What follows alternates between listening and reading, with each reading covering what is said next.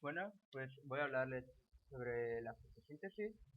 Pues la fotosíntesis es como las plantas fabrican su propia materia orgánica, a diferencia de los animales, puesto que pues los animales van a buscarla, recolectarla.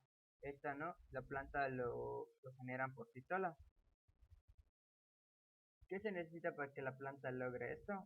Pues para que esto logre, pues se necesita de CO2, sales, minerales y sales y luz solar. A esto se le, este proceso se le llama nutrición heterófila.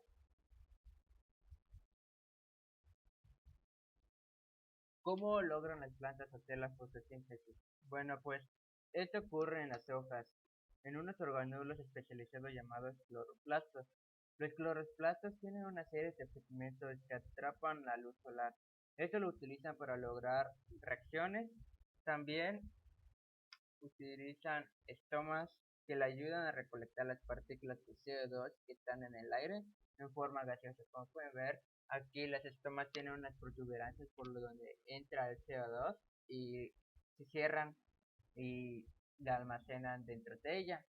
Así logran almacenar el CO2 en la planta. Por otro lado, las raíces atrapan los sales minerales y el agua. Una vez reunidos estos elementos, se produce una nueva fase en la fotosíntesis. Las fases son la fase luminosa y la fase oscura.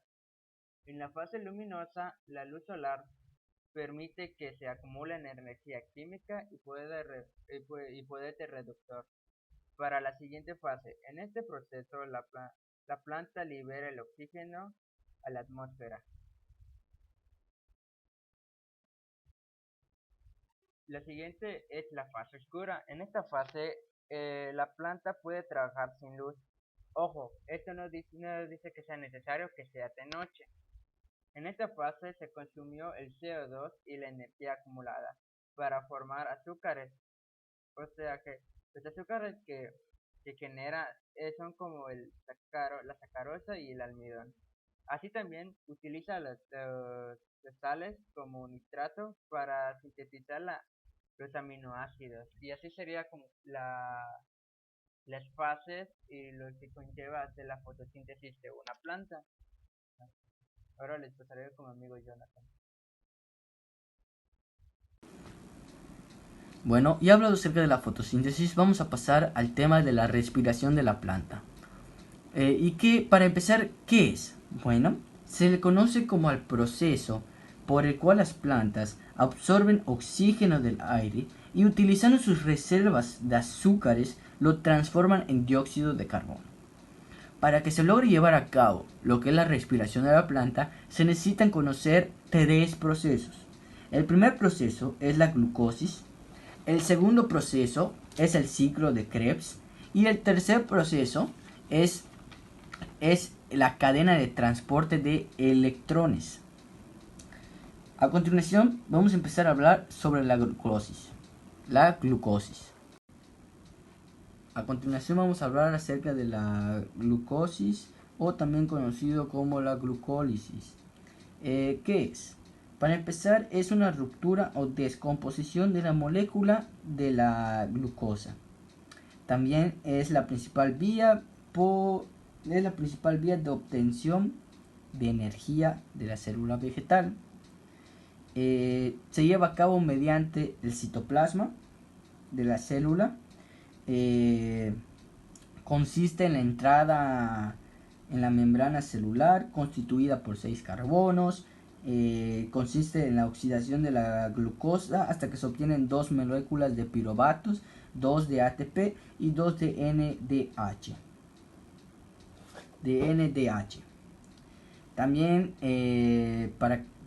dentro de ellas se encuentran lo que son las enzimas, que son las proteínas que se encargan de convertir ciertas partículas en productos que la célula necesita.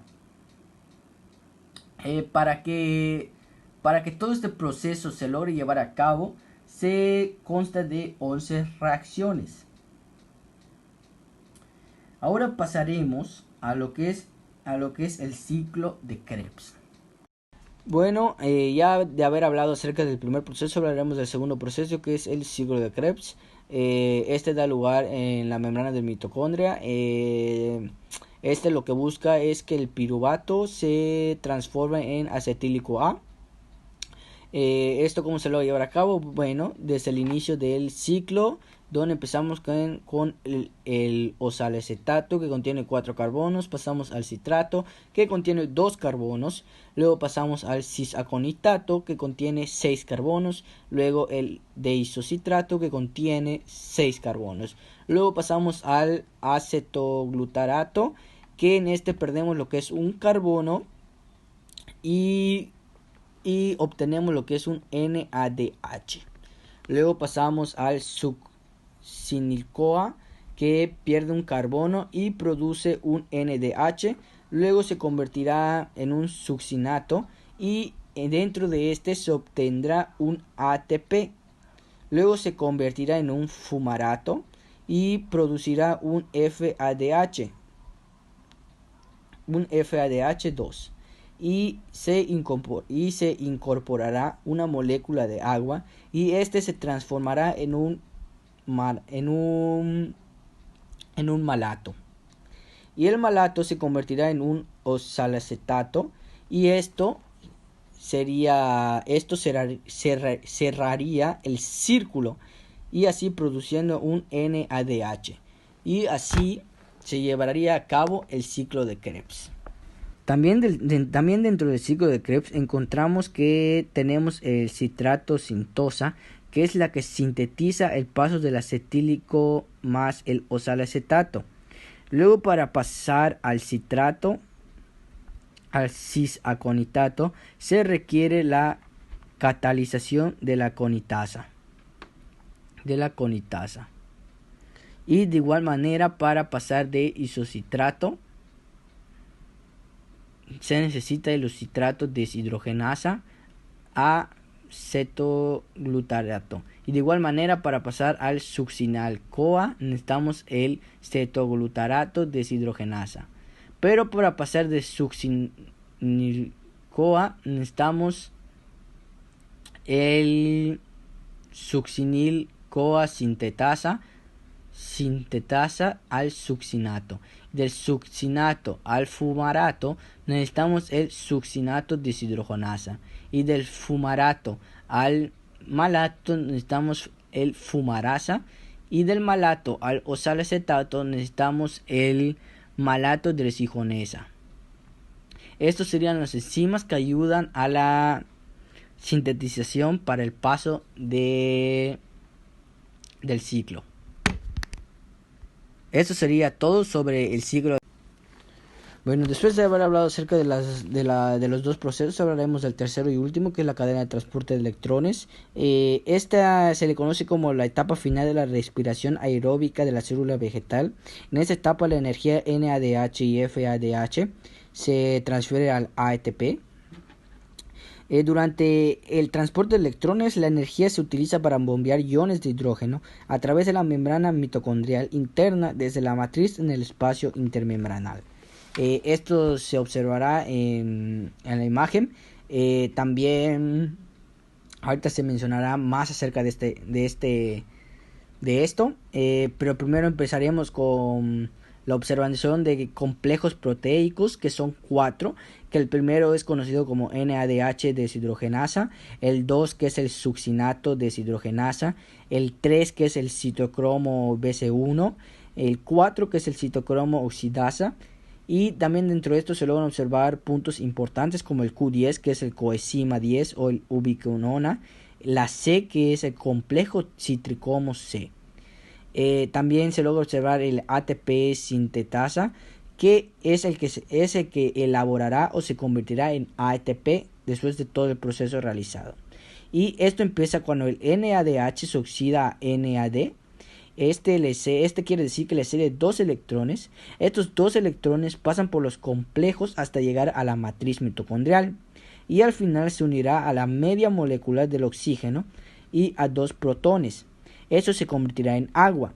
Mediante los electrones pasan por los complejos, estos están bombeando moléculas de hidrógeno al espacio intermembranoso, formando así un gradiente de protones. ¿Esto qué quiere decir? Que al realizar este proceso se obtiene un NADH que bombea 10 protones, un FADH2 que bombea 6 protones. Mediante estos complejos van bombeando protones, liberan energía y esto permite que la matriz mitocondrial bombee hacia el espacio intermembranoso y se vaya acumulando hasta realizar o producir un gradiente electroquímico. Después de realizar esto, entonces se usan lo que son los protones. Entonces esos protones quieren volver. Entonces al querer volver se realiza lo que es el ATP sintetasa, que activa un mecanismo para que se produzca el ATP. En conclusión, al terminar todo este proceso que es la cadena de transporte de electrones, se obtiene que por cada NADH se obtiene un 2.5 de ATP, por cada FADH2 se obtiene 1.5 de ATP. Estos tres procesos conllevan a la respiración de la planta. Esto sería todo de mi parte. A continuación van a hablar acerca de la reproducción de las plantas por mi compañero Osvaldo. Les dejo con él. Muchas gracias por prestar atención. Soy Osvaldo Israel Mandero Gutiérrez y yo les hablaré sobre la reproducción de las plantas. En este caso, como todo organismo vivo, tiende a nacer, a crecer, a reproducirse y a morir. Pero en este caso, las plantas solo pueden morir ya sean porque sean alimento de algún otro organismo o porque alguien venga y las mate. Porque las plantas suelen vivir durante muchos años. Pero no estamos aquí para hablar tanto de la vida de la planta, sino que estamos aquí para saber la reproducción de las plantas. Y es aquí cuando entramos. Empecemos hablando sobre una de las reproducciones de las flores. En este caso va a ser la sexual. Como bien se sabe, se necesitan gametos femeninos y masculinos para así poder tener una reproducción, como bien se sabe. En este caso, los gametos femeninos vendría siendo el óvulo y por otro lado, el gameto masculino vendría siendo el polen. El polen, como bien se sabe, se puede ver en los estambres, que está conformado por la antera y el filamento. Por otro lado, el gineceo está conformado por el estigma, estilo u óvulos. Pero más bien, los óvulos se encuentran adentro de los ovarios. En este caso, para que puedan así bien poder reproducirse, se necesitan los dichosos a los causantes de esto, que se le conoce como polinizadores. En este caso serían los animales, el agua o el aire. Uno de los animales muy conocidos por hacer miel y por dar una picadura muy fuerte al grado de hinchar caras o una parte de los cuerpos se le llaman las abejas. En este caso, el polen, cuando las abejas bajan a la flor, el polen se pega a la abeja. Y como las abejas viven en las flores porque se la pasan redondeando, la abeja pasa con el polen que se le adhirió en la piel o en el cuerpo y es cuando bajan a otra flor que es femenina, y es cuando baja por el estigma, bajando al estilo y llegando a los óvulos, para así el polen, como bien se sabe, es el gameto masculino de la flor, y es cuando ocurre una fecundación, y en esa fecundación es cuando se puede obtener algún fruto, que el fruto vendría siendo pues el causante de eso, pero adentro del fruto se podrían encontrar algunas semillas que sirven como descendencia, o es lo que se obtiene de la fecundación que se tuvo en la flor. Por otro caso, como bien ya expliqué, el aire, cuando llega un aire muy fuerte, las plantas masculinas sueltan el polen sueltan el polen y es cuando el polen empieza a viajar por el aire y es cuando se llegan a adherir a la flor. En otro caso el polen por los fuertes brisas se cae en el agua y es transportada con ayuda del agua hasta llegar a alguna flor que tenga gametos femeninos. Es porque se la pasan redondeando. La abeja pasa con el polen que se le adhirió en la piel o en el cuerpo y es cuando bajan a otra flor que es femenina y es cuando baja por el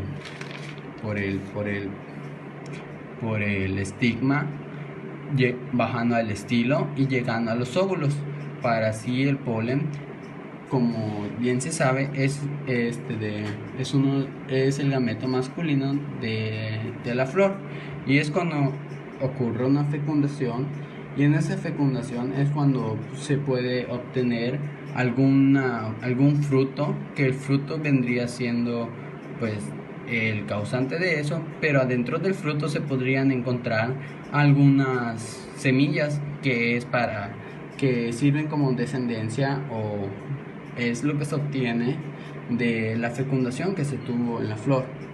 Por otro caso, como bien ya expliqué, el aire, cuando llega un aire muy fuerte, las plantas masculinas sueltan el polen sueltan el polen y es cuando el polen empieza a viajar por el aire y es cuando se llegan a adherir a la flor. En otro caso el polen por los fuertes brisas se cae en el agua y es transportada con ayuda del agua hasta llegar a alguna flor que tenga gametos femeninos. Por otro lado, en la reproducción asexual no se necesitarían de gametos masculinos o de un gameto femenino, solo se necesitaría de un progenitor, pero la causa de eso sería que sería igual al anterior, y eso se puede dar ya sea por un tejido o un organismo, dependiendo de la planta que se pueda dar, en este caso como la papa o otro caso como el ajo. Y así como también la cebolla o estas plantas que se les pueden mostrar aquí. En este caso, la reproducción asexual se basa en los tubérculos, pues como ya mencionamos, se puede basar en la papa, los bulbos, que pues como también ya se mencionó, se puede basar en los ajos, en un pedacito de ajo o en un diente de ajo como se le conoce, o en los rizosomas, que esos son plantas que extienden su raíz ya sea arriba o afuera, arriba o adentro de la tierra, generando raíces y así formando plantas y así también poder seguir su vida como todo organismo.